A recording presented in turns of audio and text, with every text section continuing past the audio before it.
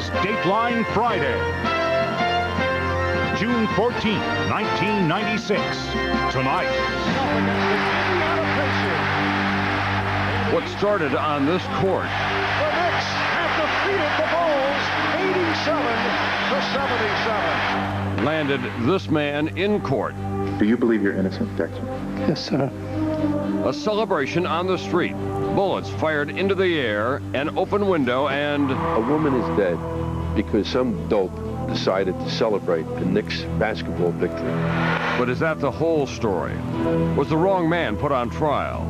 If I was married and I had a son, I would want him to be like that. And a witness with a dark secret of his own. Who would the jury believe? And as to the charge of murder in the second degree, what is your verdict? Len Cannon with a Dateline Court TV exclusive. He dreams of having a normal life, but his brain is malfunctioning. His only hope, an extraordinary operation that could make that dream come true. I'll be able to go take a walk in the forest with my dog without my dad worrying about me falling down, having a seizure. But can these doctors make it happen? You'll see for yourself. A brain operation performed while the patient is awake. You with us, Eric? Yeah.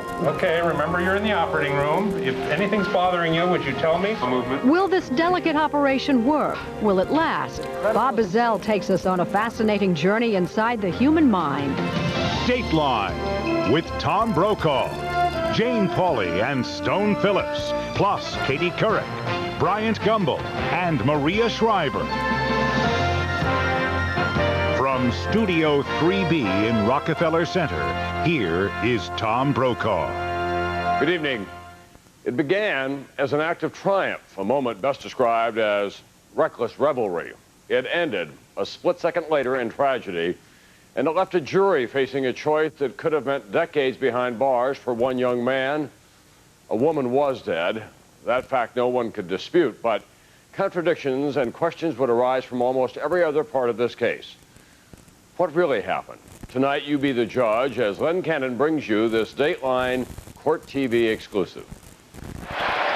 35 seconds away from the Knicks dethroning the Chicago Bulls. It was a time for celebration in the heart of Manhattan, May 22nd, 1994. The Knicks have defeated the Bulls 87 to 77. A celebration that had led to a tragedy just across the bridge in Brooklyn, when a young mother died, killed after a jubilant fan fired a gun to celebrate the Knicks' playoff victory.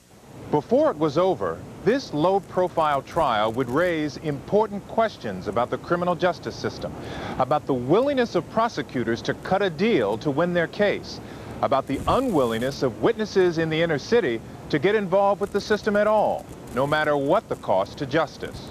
In this case, the defendant was 23-year-old Dexter Costello.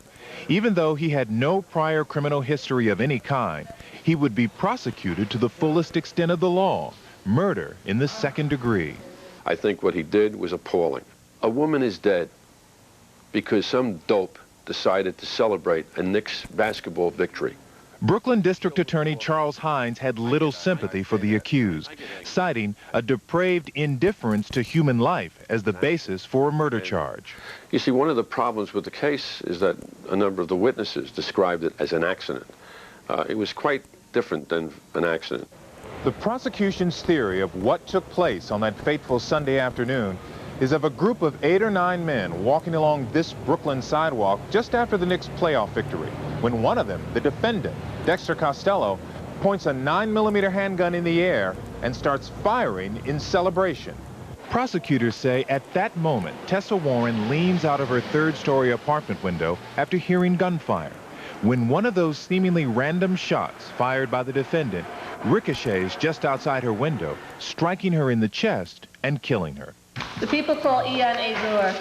So what really happened? The prosecution needed to rely on the one man out of a crowded city street who could actually place the gun in the hands of the defendant. Could you hear the general area where the shots were coming from? Yeah, from right outside of my window. That eyewitness was the victim's brother-in-law, Ian Azur, who testified that he too was at home in the same apartment building as Tessa Warren's, directly 2 stories above her. When I got to the window, I saw a set of guys. They were kicking away the shells. Did you recognize any of those people? Yes, I did. Eon testified that he recognized two of his acquaintances, the defendant, Dexter Costello, and another man, Pete Stevens, and saw them handling a gun.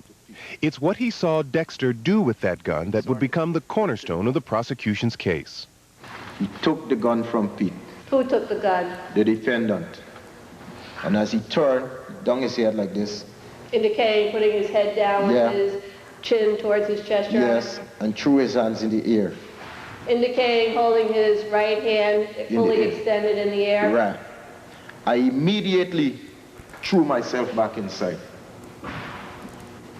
And I heard pop, pop, pop. Eon says the last thing he saw before ducking back into his apartment was Dexter Costello right underneath his and Tessa's window, pointing the gun in the air. And the first thing he saw, he says within seconds after the shot stopped, was Dexter still holding the weapon. I called out to him. He said, "Hey, what happened?" I said, "Yo, what the F, excuse my French, you're doing? You're shooting and you're looking where you're shooting?" His words to me was, "Oh, sorry, man, I didn't know you was there." Eon says minutes later there was a banging at his door. He rushed from his living room window to answer the call of frantic knocks. He says it was his niece and nephew.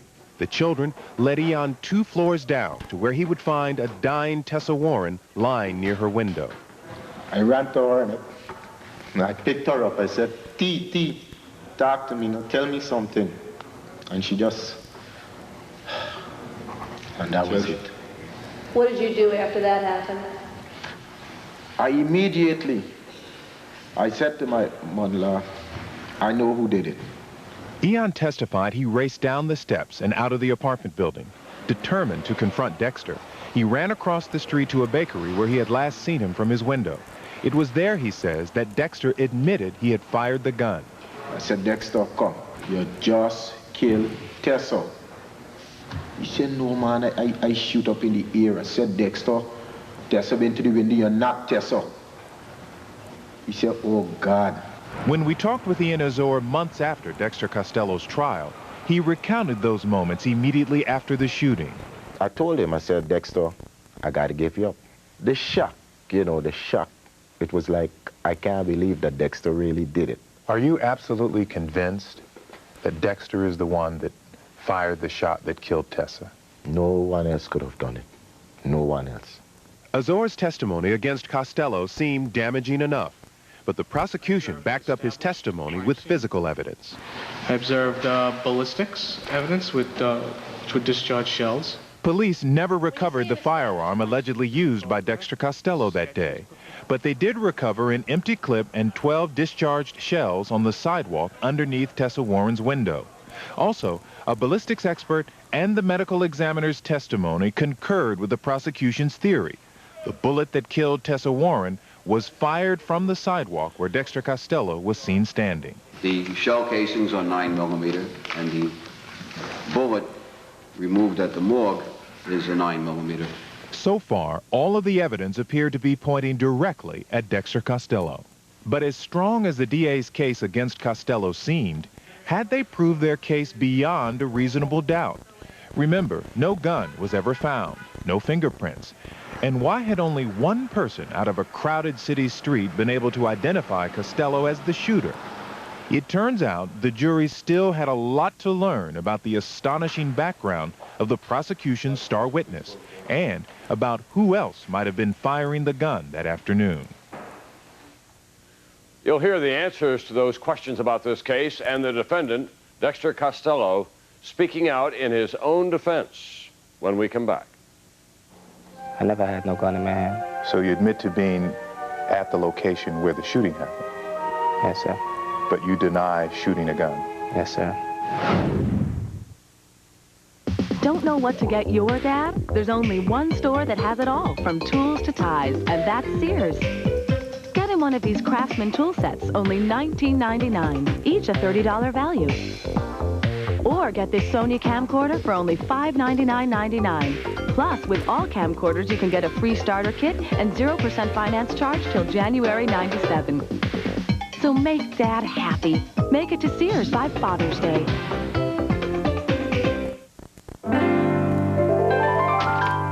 More than Ford owners love their Tauruses. More than Nissan owners love their Maximas. More than anyone else in the class loves their cars. That's how much Dodge owners love their Intrepids. Dodge Intrepid, #1 in Strategic Vision's 1996 Total Quality Index in class. Intrepid. This changes everything. Carl Lewis, 8-time Olympic gold medalist. The 100 meters is his first chance to make his 4th Olympics. Gwen Torrance, the world champion. Gail Devers, reigning Olympic champion. They face off in the women's 100.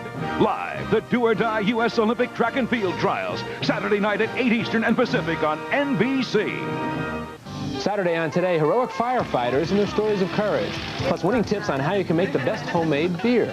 So join us Saturday and see what a difference today makes.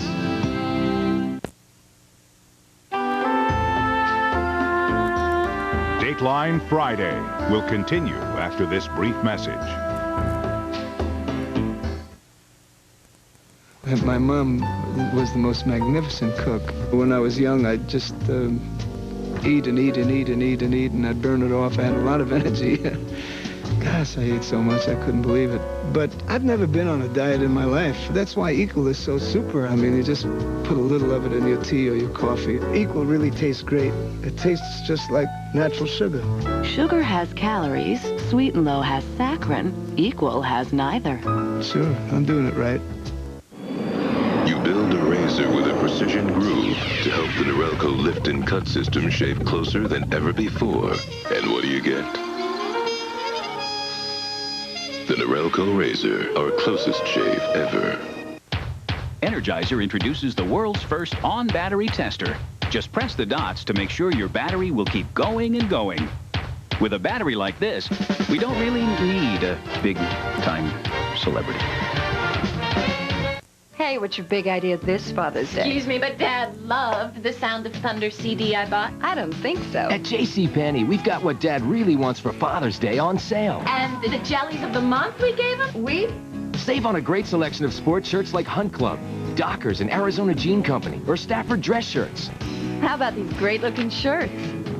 Look at this. Cool. Now I don't have to get him that abdominal cruncherator thing. Oh, he'll be so disappointed. Oh. From Studio 3B in Rockefeller Center, here is Jane Pauley. Returning now to our story. A woman was dead, the innocent victim of gunshots fired in celebration of an NBA playoff victory. But even though the jury had heard a great deal of evidence, there were some surprises ahead. In a bombshell about the star witness and in the defendant's side of the story. Here again, Len Cannon. Have you ever been in trouble with the law before? Never. I finished school, had 2 jobs. I've never been in trouble. In fact, Dexter says he was working those 2 jobs to help support his family, seemingly too responsible for such a reckless crime. He's worked with me like 10 years. David Prine is one of Costello's former employers at an advertising agency. If I was married and I had a son, I would want him to be like Dexter. He's one of the best kids I ever know, Dexter. Dave, is it possible that on that day in May, that Dexter just got caught up in the celebrating and maybe just did something that he wouldn't normally do? Not something like that. Not a gun. Not a gun. And even Costello's younger brother Shane admits if either of them was likely to get into trouble, it wouldn't have been Dexter. Shane says, in fact, Dexter pleaded with him to stay clear of the traps in the ghetto. Up to this minute, whenever he calls and stuff like that, he'd be like, Shane, I hope you're not around certain areas and certain places. He doesn't want to hear nothing bad about me and all that. And when we asked him directly during our interview, Dexter insisted the charges against him were ludicrous. Were you there at 6 o'clock in the evening, approximately, when the shooting happened? Yeah, everybody was out there. The whole group of us was out there. I had nothing to do with it. I never had no gun in my hand. Good morning, ladies and gentlemen. But despite having character witnesses and a client with an unblemished record, defense attorney Alan Stutman decided not to call any of them to testify. Stutman decided the best defense was a good offense and began attacking the credibility and expertise of the prosecution's witnesses. Good afternoon. Good afternoon. Almost immediately, the defense dealt the prosecution a blow, getting the medical examiner to admit that the fatal bullet wasn't necessarily fired from right under the window where Dexter Costello was standing. So you can't determine to any degree of scientific certainty the direction from which this bullet came, is that correct? And another point for the defense. If the fatal bullet ricocheted off something outside the window, why didn't police find any damage or determine what it hit before it killed Tessa Warren? So then you had a chance to observe the window itself, is that correct? Yes, sir. And as a result of these observations, you found nothing which would be significant in terms of evidence, is that correct? Yes. After dealing the prosecution 2 early setbacks, the defense produced an eyewitness of its own, the superintendent of Tessa Warren's building. And it turns out he saw something Ian Azor didn't see on May 22nd, 1994. Not one, but 2 men firing, Dexter Costello and his friend, Pete Stevens. The one guy take the gun, shoot in the air. Right. Another one take the gun in the hand, shoot again. My witness identified Peter Stevens as a person involved in the shooting. It's a possibility that this was the person that did the shooting, not my client. But there was a problem with the super's testimony. At times, he seemed confused about his own story, unsure about who fired when, still leaving doubt as to whose shots killed Tessa Warren. Do you know who Dexter is? Vous savez qui c'est Dexter? Dexter.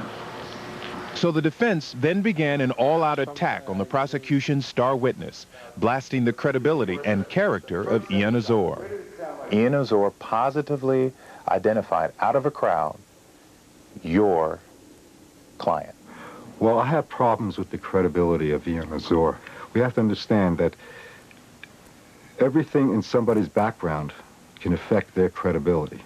And there was something in Ian Azor's background that was so potentially damaging to the prosecution's case that prosecutors had to put it on the table before the defense presented it as a bombshell. Now, Mr. Azor, I'm going to ask you to think about something, not about this case, but about something that happened in 1973. Have you ever been convicted of a crime? Yes, I was. What was that? Murder. That's right, murder. The prosecution had to rely on the testimony of a convicted murderer to try and win a murder conviction against Dexter Costello. Ian said he was found guilty of that murder over 20 years ago, back in Guyana, but that it was a case of self-defense. And he attacked me with a knife, and I had to defend myself.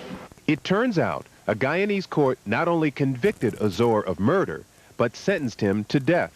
And he was held on death row for 6 years before he says he was fully pardoned. But Azor's criminal history wasn't his only credibility problem. The defense hammered away at one more point, trying to convince the jurors that Ian Azor might be an illegal alien. Under what premise did you come here? Did you have a visitor's visa, a work visa? Objection, relevant, Chairman. Overruled. I came in on a visa. Do you have a green card? I haven't obtained that as yet. I'm sorry? I haven't obtained that as yet. Are you here illegally? Objection, Your Honor. Sir, I have that passport and I don't think that is illegal. Are you here illegally? No, I'm Objection, ask the answer. Why was it important for you to try and prove that Ian Azor was lying about his status? Again, it's a question of credibility. If it's shown to be the fact that he did lie about one thing, a jury is entitled to accept his testimony or reject his testimony. You know, we don't pick our witnesses. We don't have ministers or rabbis or priests as witnesses. We pick the people we have. For as far as I was concerned, I was stuck with a witness who was the linchpin of the prosecution's case. We either used him or we allowed Dexter to walk free, and that would have been wrong. But what impact would Azor's history have on the jury? Would they accept the testimony of the only eyewitness who says he knows Dexter Costello's shots killed Tessa Warren, and that of the detectives and the experts who backed up Ian's story? Or would it reject Ian's testimony based on his questionable background and the possibility another shooter may have been responsible for the death of Tessa Warren? I tell you this, and I tell you the honest truth, as there's a God above. I would not lie on Dexter Costello, and I would not, under no circumstances, go in court and swear away a man's life. No way would I ever do it. The verdict when we come back. Tuesday's mating season on NBC. First on Third Rock, how to get your mate's attention. What are you doing? Tempting you with the great taste of bacon. Then on a Tuesday News Radio, how to woo your mate. Woo! Next on Frasier, how to seduce your mate. Niall's gotta have it! And on Wings, the mating dance. I caught myself in my fly. Watch it with your mate, NBC Tuesday. Introducing new Best Food salad dressings. Just one taste, and you'll want to pour it on. Pour it on rich, dress up the pouring, bring out the best. It's best food you're pouring, it's brand new for you like only we can do. Pour on the best food. 6 new dressings, so creamy, so homemade tasting, they're good enough to be called Best Foods. New Best Food salad dressings. Bring out the best foods and pour on the best. Yeah. Building a home can be one of life's most stressful experiences. With so much on the line, it helps to have a builder who is on your side. Krieger Builders has built its reputation on the strength of excellent customer service, organization, scheduling, communication, honesty, integrity, professionalism, customer support, even after you've moved in. These are the qualities that have earned them a reputation as dream builders. Your new home will be a dream come true with Krieger Builders. Look for their home on the 1996 Tour of Homes. These help define a Consumer's Digest Best Buy and help explain why Dodge Neon has been named a Best Buy 2 years in a row. These help define the Dodge Best Buy celebration. Save on Dodge Neon, which has more standard horsepower than Cavalier, Escort, or Civic. The Dodge Best Buy celebration. It just doesn't get any better. See your local Northwest Dodge dealer today. The Rosie O'Donnell Show, weekdays at 10 on NBC 23. From our studios in New York, here again is Stone Phillips. Now the conclusion to our story. The murder trial of Dexter Costello was nearing an end. 2 witnesses had identified 2 different shooters. So who was really to blame? Even as they prepared to read their verdict, jurors still hadn't heard it all. Here's Lynn Cannon. Who took the gun? The defendant. Another one take the gun in the hand and shoot again. Pop, pop, pop. After 3 days of testimony, the murder trial of Dexter Costello went to the jury. 3 of those jurors agreed to talk to Dateline. It's a tragedy that someone died, that someone being careless. I feel bad for him. His life is now, it hangs in the balance. Because they left a child without a mother. Somebody needs to suffer for this crime. But would that somebody be Dexter Costello? As the jurors began their deliberations, some wondered why no one in Dexter's group had come to court to back up his story. If he had someone else to come forth on his behalf, I think we would have more readily believed that he had not been there or he had not touched that gun and fired that gun. But defense attorney Alan Stutman says finding anyone to come into a courtroom and testify in the inner city is next to impossible. We're talking about people that on initial impression would be very scared to come forward. They don't like to deal with the system. They don't want to be involved with the system. You had a man who was on trial for murder. Could you have not found a friend, one friend, to step forward and testify on behalf of Dexter Costello? We asked. Most of the time it's I didn't see, I didn't hear, or I looked away. People don't want to get involved. And what about character witnesses? If Dexter's friends and family were so certain of his innocence, why wouldn't the defense put them on the stand? For example, someone like David Prine, Dexter's former boss. I found in my experience, especially in murder cases, it might shift the burden from the prosecution proving guilt to my having to prove otherwise. Here you have somebody being accused of murder, and what do I do in defense? I put a relative on and say, well, he's a nice person.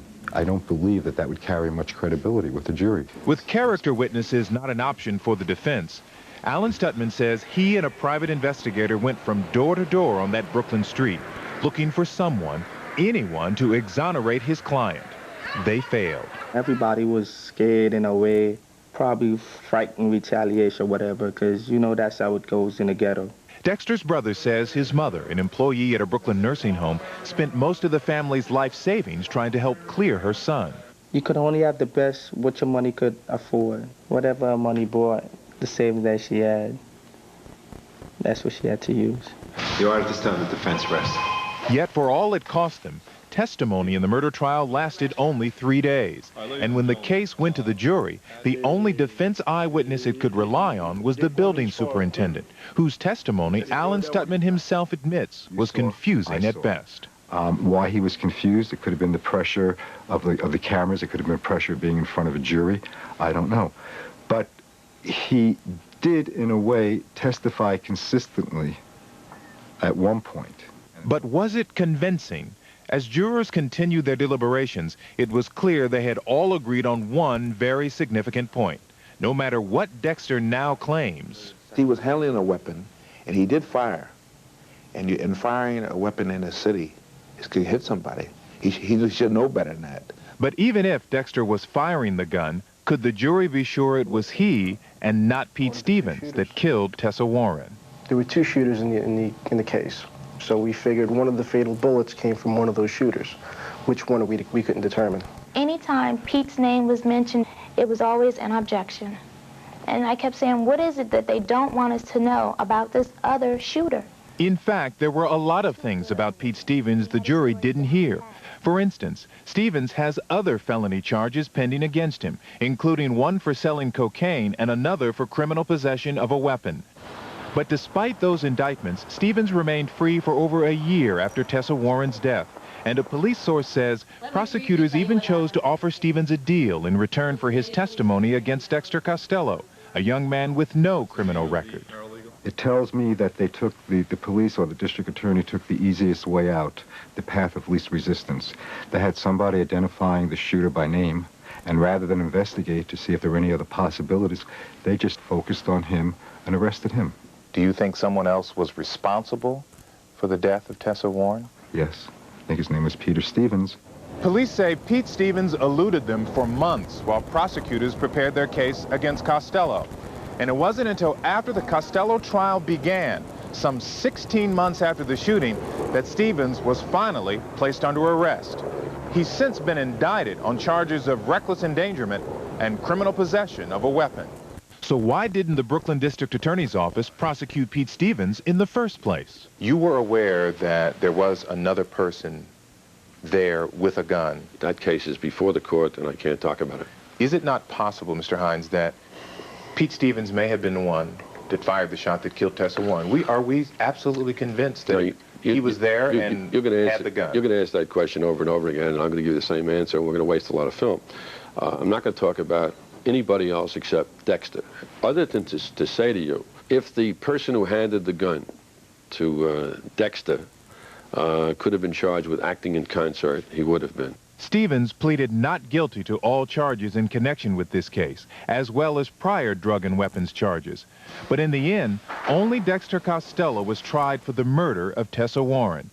And the verdict would hinge on the testimony of the prosecution's star witness, Ian Azor. You heard in court testimony that Ian Azor was a convicted murderer. Did you have a problem with that? No. No. Why not? Everybody has a past history, you know. Why should he be held accountable? I didn't have a problem with the murder that he committed. I had a problem with his immigration status. When they asked him, he had this sly look on his face like he was getting away with something. Mr. Foreman, has the jury agreed upon a verdict? Yes, sir. After deliberating only 3 hours, the jury had reached its decision. Under the first count of the indictment as to the charge of murder in the second degree, what is your verdict? Not guilty. On the count 2 of the indictment as to the charge of manslaughter in the second degree, what is your verdict? Not guilty. Dexter Costello probably was the killer. All the evidence did go towards him, but it wasn't substantial enough to say he is the one. However, they did find him guilty of something else: reckless endangerment and criminal possession of a weapon. He was given the maximum sentence of 5 to 15 years. If he had just one more person from that crowd to state that it wasn't him with that gun in his hand, he would be a free man. Ultimately, the case may have turned less on those who did testify than those who didn't. And one more eyewitness on either side could have meant the difference between a murder conviction or an acquittal. But in the end, the jury was forced to grapple for justice on its own. Does it bother you at all that you convicted someone in a case where a woman was killed, a mother, and yet nobody is doing time for the murder? That bothers me because it could have been one of my family members. It's hard because you know that someone is guilty. We just couldn't say who. Do you feel justice was served? As best as it could be. We did the best with what we had. Dexter Costello is now appealing his convictions. As for Peter Stevens, his lawyer says Stevens never had a gun in his hand the day of the shooting. And Stevens is seeking now to have all charges dropped because of his current medical condition. He's been confined to a wheelchair since last year when he was wounded 11 times in an unrelated shooting incident. What do you think of our story? Give us some feedback. If you're over 18, you can call us at 900-678-4622, which will cost you 95 cents a minute. You can also send us a fax at 212-664-3330, or reach us by email. Our address is dateline@nbc.com. We'll have the results soon here on Dateline. Still ahead, it's his only hope for a normal life.